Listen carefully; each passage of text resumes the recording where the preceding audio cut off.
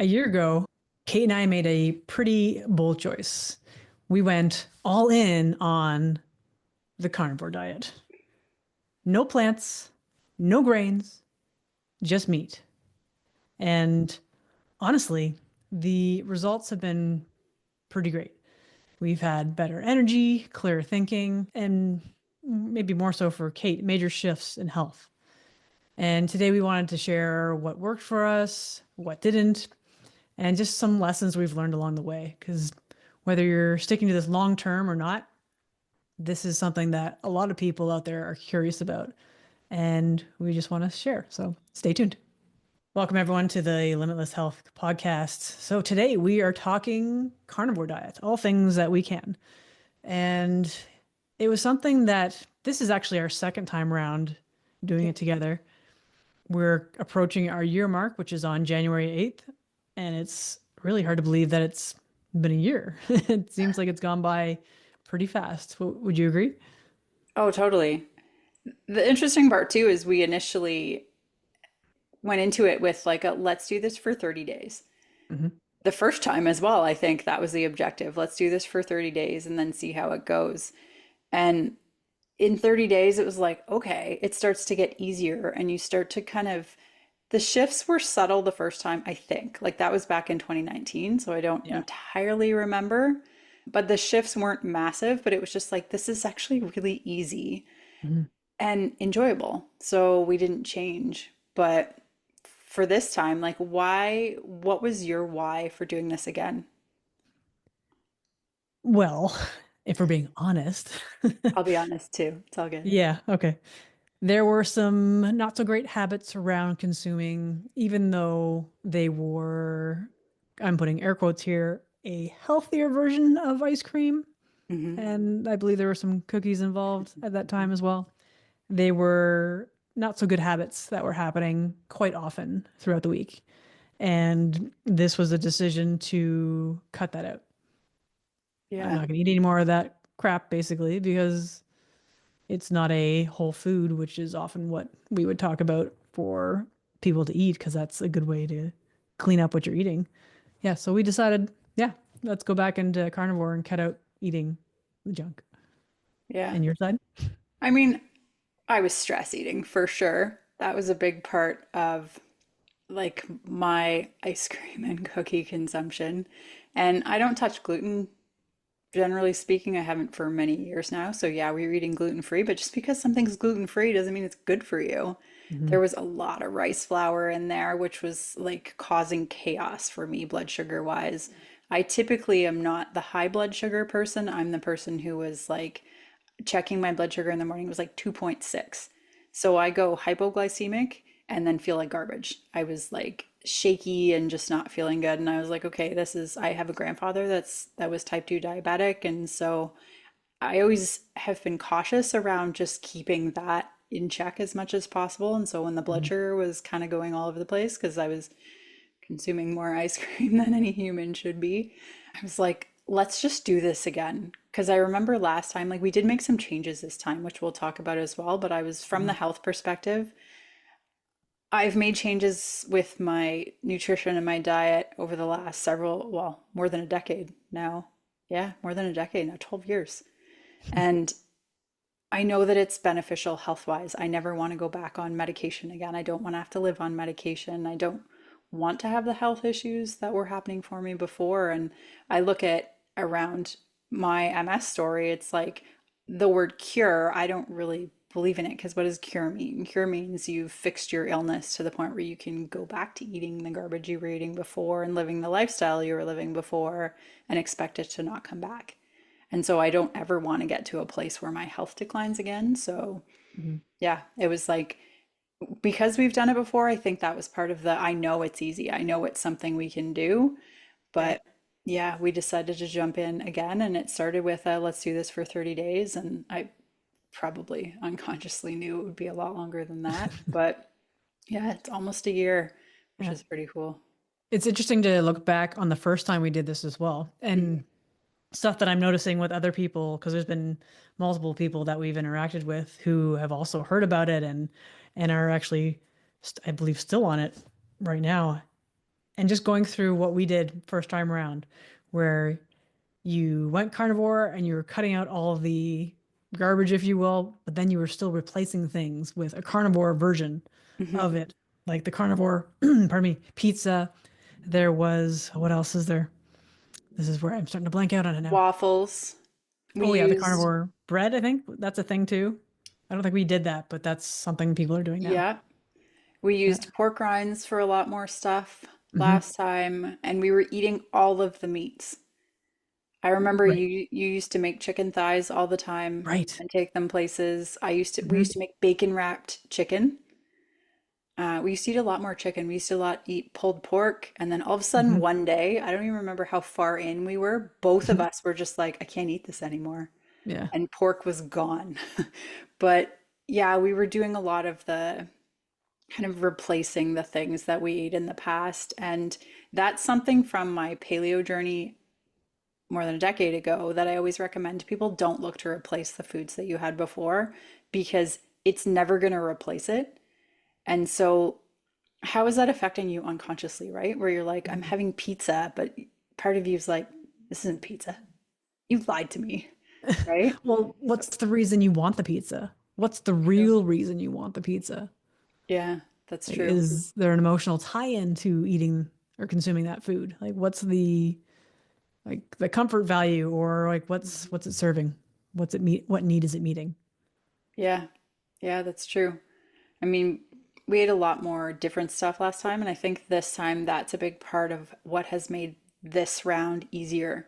And So much like you easier. said, we do talk to a lot of people who are doing this as well. And something that I hear sometimes is people are like, I just, I'm getting bored of what I'm eating, or I'm craving other things, or I'm wanting, and that's what I found this time. There's like, that's not a thing, Mm. like at all, because we decided this round we're just doing beef, butter, and salt. There's some bacon, so I won't deny that. Yeah, And then it's bacon. yeah, but other than that, yeah, it's really simple, and I think that's part of what's made it really easy. I Mhm. don't know. And this time I don't want to make the carnivore pizza because Mm-mm. it's a lot of work. It's Oh, a lot of work. that's the other thing. The liver cakes that we were making as Right. well. We were used because liver is like the all-encompassing way of health, all the Mhm. minerals and maybe not minerals, vitamins that are in liver. And we were Minerals utilizing too. that into pancake form, basically, Yeah. liver, butter, and eggs. And it actually tasted pretty good, but Hmm. there's again a lot of work. Yeah. And I just like to keep it simple. It was a lot of work. That was from, so the we tried to eat liver. I think that was from the first time that we did carnivore Mhm. and Yes. like couldn't do it. The smell of it, the texture No. of it. We tried putting bacon in with it. Maybe that wasn't when we did carnivore because we did put onion in at one point. But Oh, okay, anyways, right. liver was like a nope, I can't do that. So the carnivore pancakes was a way to get liver in. And now thankfully we found, and it's easier to come by now, where you Mhm. can get nose to tail beef. So basically they're putting liver, kidney, heart, Tongue tongue, depends and on what they have, I guess. grinding that. So it's 20% organs in 80% beef is how we Hmm. buy it now. Does it taste a little bit different than ground beef? A little bit, but it's doable. Yeah, you get used to it. So that's been really beneficial because the first time that we did carnivore, one of the big motivations for me, or one of the kind of inspirations, yes, I was in nutrition school at the time, definitely the oddball in that class, in a room full of vegetarians and vegans that were mortified when the teachers started talking about carnivore. And I was like, tell me more.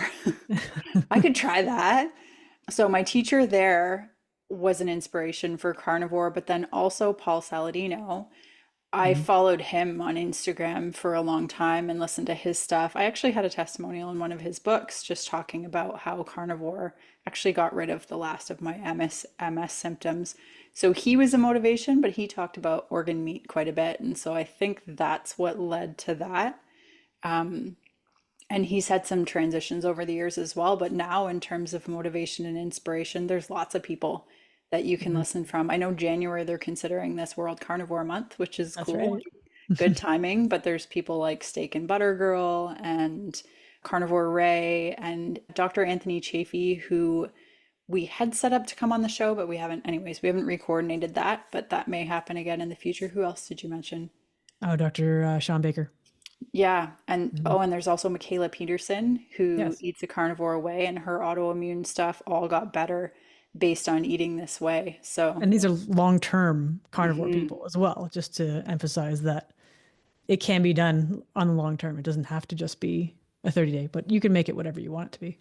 Yeah, and I mean, it depends on your motivation on wanting to do it as well, right? A lot of people turn to something like this from a weight loss perspective, and that hasn't been, it wasn't the driving factor for me in terms of doing this. I did lose a bunch of weight at the beginning. We have made some changes because we were eating grass-fed, grass-finished beef, and I have noticed a difference in going back to conventionally raised beef in terms of weight a little bit, but like energy is better, mental clarity is way better. I find I'm sleeping better. That could be a mouth taping thing though. We That's may another talk about episode too. that because that's a year anniversary as well. But yeah, it's I just like eating this way, so it's neat. Yeah, I like how simple it is. And I know we get the feedback all the time. It's like no vegetables, like I know. nothing. Like, it's just people start to glitch when they Yeah. hear this, which is quite entertaining actually. Uh, and because again, it does come down to the beliefs of what we have, Hmm. what we think we should be eating to be what's Yeah. perceived as healthy. Because a lot of things out there right now are very much against eating meat, Hmm. in some cases at all, because of the supposed impacts on the environment. And you have to wonder for something that's been around as long as it has, that the cow is the one that's at fault for all the environmental issues. Yep. I mean, I know the ways of mass producing isn't maybe not the best, most ideal way of going about No. it. There are some there are some better ways to do things, and I think hopefully that will come eventually. It's just we need to get there, and that doesn't happen overnight either. Exactly. What do you eat? That's another question that I get all the time too. So you mentioned about how we no longer eat plants. That was funny because that came up at Toastmasters, like right before the holidays. Oh And I was yes. like, oh, I eat carnivore because there was a table like full of all kinds of, there were treats, but there was also lots of vegetables and all different There's foods fruit to too. eat, fruit. And yeah, that's true. And like we went and didn't eat anything because we pre-ate before we went. So there's the social. People always say it's really hard socially. It's like it is what you make of it. Hmm. And this is, I have a really strong foundation in this because of my you change the way you eat or you go back on medication kind of mantra that I went through with that journey for me. But I'm just like, I'm okay with saying to people, like, it's no big deal. Like, Yeah. enjoy. We don't eat that way. We ate burgers before we went to this event. It was a potluck, so we had to bring something. So we brought meatballs, and I bought the meatballs from the grocery store. They were like sirloin meatballs. They had toasted wheat crumbs in them, so we didn't eat those. And then Hmm. we put sauce on them, so we didn't eat them Gotta love that too. So I think anyways. you said that was a brand that didn't have that before, and now they did. Yeah. So They that's used to have gluten free and they've changed it. yeah. So that's something to keep an eye on as well. If you're used to buying certain products that have certain ingredients, Mhm. they can Stop change buying too. products. Yeah. Well. Yeah. Whole Foods. Basically. Yeah. Yeah. Sorry, But but this is one off for us because again, we don't often want to yeah. eat out actually because eating at home is often very much easier and you know what's going into your food. Hmm. And with what we were doing around that potluck is just a matter of a different strategy because some people maybe will eat something before going into a party like that just so they don't eat as much. But for us, it was eating something to eat because we weren't going to do it. We knew we weren't going to have any of the potluck stuff there. So Yeah. just a different strategy when you go into your day to day. Yeah. It was just an interesting conversation I had with the one person because they were like, "Oh, there's all these things up there. Like, don't you want anything?" And I was like, "Oh, we don't, we eat carnivore." And she was like, "Okay, so you eat meat then? All right." And I was like, but just meat, like beef, butter, and salt." And she's like, no vegetables? Like, no, Yeah. no vegetables. No fruit? No, no, no fruit either. No bread? Oh, Yeah. this is gonna be all night. And I was like, no, beef, butter, and salt. Yeah. And so, like, the biggest question is like, okay, so what does a day of food look like for you? We talked about this before getting on. What does a day look like for you? We're pretty similar, obviously. Yeah, it can vary. Generally, it's pretty consistent where I'll have a couple burgers for breakfast on the weekends, and usually I'll make three because I'll have two initially, and then I'll save one for the afternoon, and then dinner could be meatballs wrapped in bacon, it could be steak. I mean, those are pretty much the options, really. Yeah, it's true. And it's like there's planning involved for sure. Like Hmm. for us, burgers is well, we forgot to take something out today. So we Yeah. need something fast and easy. So that's where sirloin, just beef burgers is what we'll throw on the barbecue. The the bacon wrapped meatballs I quite enjoy, and those are the nose to tail beef is what's in the meatballs. So we are getting the organ meat in that sense, and then the bacon like tones down the organ meat side of it kind of thing. But that one's really useful because that'll give us at least two meals. So it's helpful for during the week. And then steak, I mean, how do you go wrong with steak? Interesting too, You because I don't. used to be a strip loin. Like I was strip loin, strip loin, strip loin. That's all I wanted. And now I'm a rib steak girl. So I don't know. I don't know Well, what even at changed that, there. before carnivore, you would barely ever have red meat. Let's just be honest here. I'm going to be honest on her behalf. That's true. That's true. Yeah, And you've come like such a long way. it had to be, it couldn't bleed on the plate.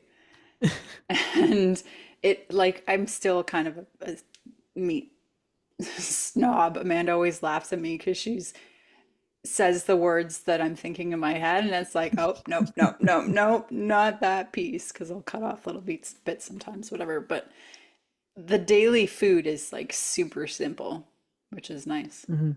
Yeah, it's really, again, you can't get any easier than this as far as Hmm. what you're eating in the day. And the prep is so simple as well. Yeah. So I don't, when people say they can't do carnivore even for 30 days, it's a decision. Oh, absolutely. It's always a Absolutely. decision. Yeah. I mean, some people will say that they have like keto flu at the beginning or it's really hard at the beginning. I think it depends where you're coming from Hmm. because yes, we had an ice cream problem leading up to this round. And the first time we were eating kind of keto leading up to it to begin with. So we weren't eating a ton of carbs before. Yeah. So transitioning into this wasn't super hard. For some people, it can be. I know that. And then one of the biggest kind of is is bowel movements. People are like, "Oh, how are you going to survive without fiber?" And it's like, fiber's just bulk. You actually don't need it. And what I found beneficial is if you need to poop more, you eat more fat. If you need to not, like, as Carnivore Ray says, like, pee out your butt, then you eat less fat. And it's just kind of a Yeah. sliding scale of adjusting your fat intake to get the Yeah. stool consistency that you would like, but you still may not have bowel movements every day, Hmm. which as a nutritionist was something I used to preach to people. You have to be pooping every day. But the difference here is that like plant matter is waste. If you're eating quality food and meat, your body's using it. So there is less waste. Hmm. So yeah, don't freak out if that's the situation. I mean, And if the it's other, been 7 days, yeah, that's DM something me. different. But But on the other side too, with not having all the waste, the plant matter that you mentioned, we've dramatically cut out any of the glyphosate, the pesticides that are used. hmm And a lot of the things that were considered plants or veggies we're not really supposed to eat anyway yeah. because they give off these chemicals so they can deter, I guess, mostly animals from eating them. hmm And that's their only defense system. But then we come along and say spinach is good and kale, and hmm we're not supposed to eat those things. I used to be the kale smoothie queen. My workmates used to call it my lawn clippings in the morning when I would bring spinach and kale in a smoothie. because I thought like it's so good for you. And there was Yeah. so much inflammation it was causing my body. I think like a lot of people when they go on carnivore, they do lose a bunch of weight at the beginning, especially. And it's like, how much of that are you just losing the inflammation in your Mhm. body? And the spinach, the kale, all of these, especially processed packaged foods that we're used to eating, how much inflammation is that causing your in your digestive tract as Yeah. well, right? And if there's a lot of inflammation there, you're not going to use the nutrients of the food that you're eating to begin with. And so then we end up nutrient deficient, even though we're overweight, because we've got so much inflammation and the system's just not able to function Mhm. properly. I think that's the other key part as well, knowing where the nutrient density really lies and what's actually available for our bodies to use. Yeah.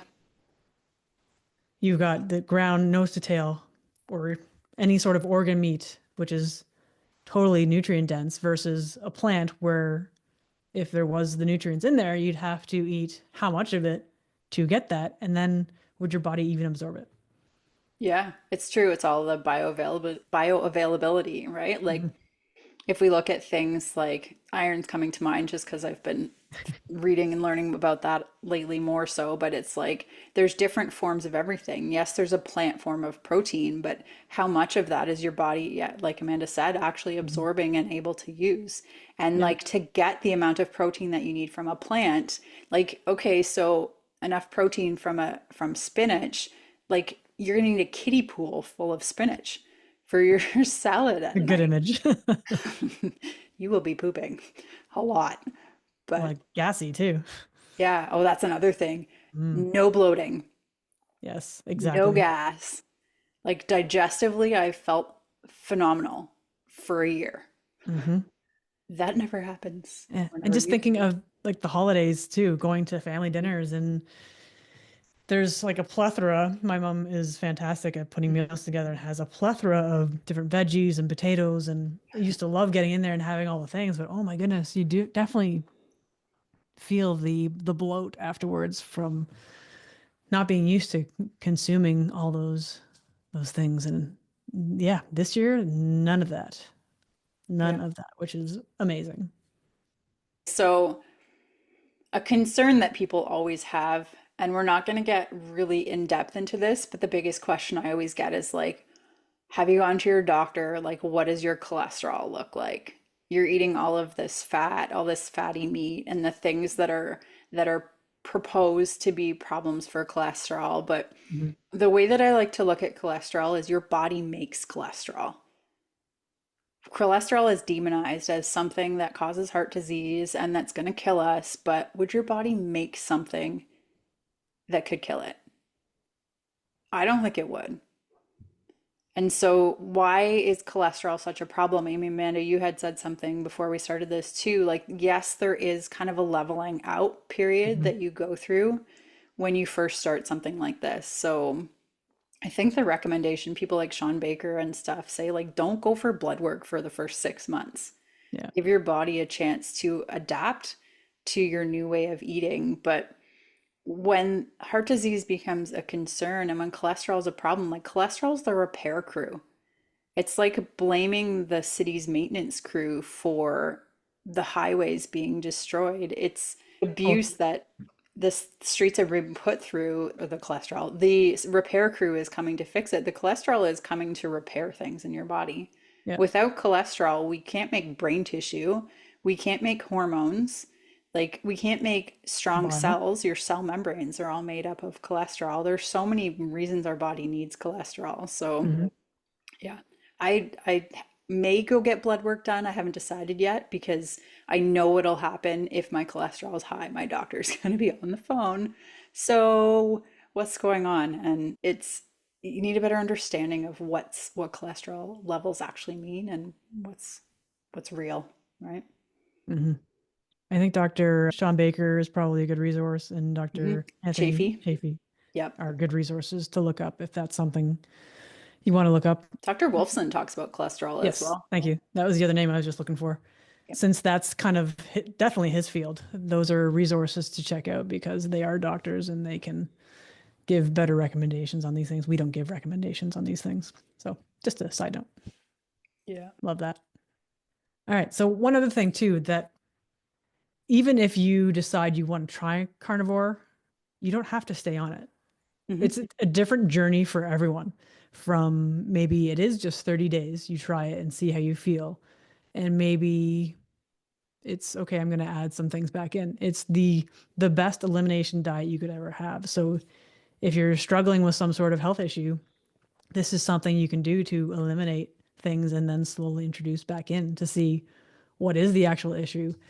And it's funny with that too, because we've talked with others who have done the same and then they try something they haven't had for a while and then they like, oh, my body, like you're feeling headaches or whatever it is. And it's like, now I'm responding worse to it than I was before. And that's because your body doesn't like it. Yeah. It's more sensitive to it now because you've basically withdrawn. Hmm. Gone through the withdrawal from that period. So this is all information for you to decide what you want to do next. Is it worth feeling a certain way to have a certain food? What is the outcome that you want? That's the Yeah. biggest question. I think it really teaches you how to listen to your body better. Like we're so, as a society, we are so dissociated from our bodies at this point, right? And I try and explain to people too, if okay, so you cut out gluten and then you add it back in and you're responding to it worse than you were in the past. And it's like before, your body could not even give you the signals because it was Mhm. so beat down by having to deal with this over and over and over and over again that it's just like, pff, okay, and just coping and dealing with it. And then you take it out, and the body's like, no, it's like sounding the alarm. I Yeah. don't like this. This isn't good for me. And we have talked to people. I know that when we talked to Carnivore Ray, he said joint pain was something that was, Hmm. I think there was some depression and stuff too, but the joint pain was a really big one. And he reintroduced stuff recently, a couple months ago, I think, and the joint pain came back. And so that's one that neither of us dealt with, but that's one that I have definitely heard like amazing testimonials about Yeah. improvements in joint pain. That's Michaela Peterson. That was a really big part because she had juvenile arthritis, I think. Hmm. And carnivore has been like life changing for her in that Yeah. regard, which is so cool to see. And many others. There's been so many other stories around it. So Hmm. I mean, if you don't want to do other things, this is an easy way to see what works for you. And again, Yeah. start with 30 days.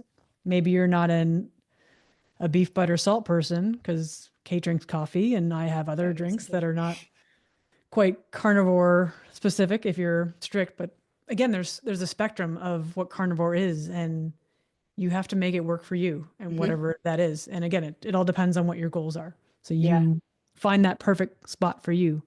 And maybe it's animal based, like Dr. Saladino has transitioned to. Hmm. Yeah, what are your health goals? That's the biggest question, and only you can answer that. Exactly. And that is one thing I like about carnivore too is that there's no rules, really. Like Yeah. you make the rules whatever you want. I also like that carnivore probably will never be commercialized. Like you look at things like vegan or keto and there's like junk Mhm. food keto. There's like an entire section in the store now that has keto on it. And then you look at the Mhm. ingredients and it's like this isn't keto. I don't know how they're going to commercialize carnivore. It will be very challenging to do. So, yeah. People say another complaint is that it's really expensive. I will tell you, you eat less when you're just eating meat. Mhm. Ground beef is kind of like if you ate steak 3 meals a day Yeah. all the time, yeah, that would get up there in price, but there's ways to work around it. Like I'm pretty sure we spend less on groceries now. I think we factored it out the first time that we did carnivore and found yes, we are spending less on groceries than we did in the Yeah, past. I'm But sure I that's true. I don't remember what the numbers are, but don't yeah. know. The fact that even alone last year when we started and we were eating ice cream and those cookies so often, like how much was that costing? And A now we lot. don't do that. Yeah. Yeah. So if you're out there listening and you want to try this, just think of all the stuff that you would cut out Mhm. and what the cost of that is and start adding that up. Even Yeah, beverages alone. What are the beverages that you're consuming? true. That's true. Yeah, we Yeah. don't drink any alcoholic beverages. No. So Haven't, these are just never did, but yeah. these are all things you can consider if you want to dive into this journey because it's a pretty great one if you have health Mhm. things. Even if you don't have health things, it's just enhances what you've already got then. So, Yeah, it's true. And a lot of people argue it's not sustainable. Like Amanda said, that's a choice, mhm. right? So I've been happy eating this way and I have no plan to change. So, Agreed. Yeah, there's no signs of changing at this point. So who knows how long this will be? Indefinitely? Who knows? I can't say that for sure, but the results have been great and I see no reason to stop at this point. amazing. Well, thank you for listening to this episode today. It's just been kind of a candid, casual conversation about our year of eating carnivore. And if you have any questions, please don't hesitate to reach out anytime. I'd be more than happy to have a conversation with you. And thank you, everyone, again. Hope you have a wonderful new year, and we'll talk to you on the next one.